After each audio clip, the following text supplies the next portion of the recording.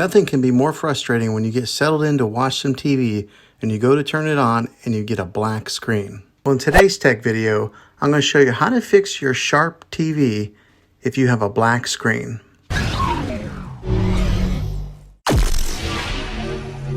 I'm going to show you a few easy methods that may fix your problem and get you back up and running again.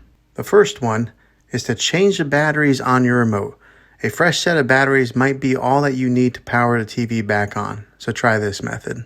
The second method is to unplug your TV for 60 seconds and then plug it back in again. Now don't be impatient here, wait the whole 60 seconds. This is very different from turning your TV on and off with the remote control, so make sure you try this way. If that doesn't work, let's go on to the next method.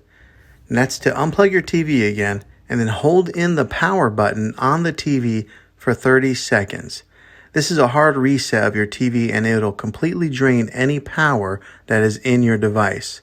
Then plug in the TV again and try turning it on. If it works, great. If not, let's move on. The next method would be to plug the TV into another wall outlet. You might have a particular outlet that went bad, and doing this will make sure that we are getting the correct source of power to your TV. So just try plugging it in to a different wall outlet.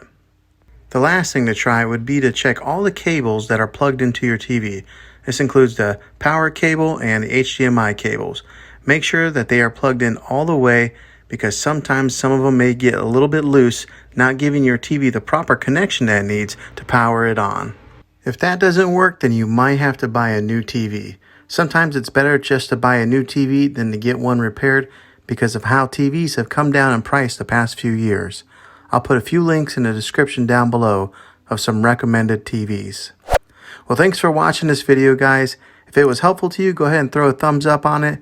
Go ahead and subscribe to my channel. I make tech videos all the time, and I'd love to have you back in the next one. Take care.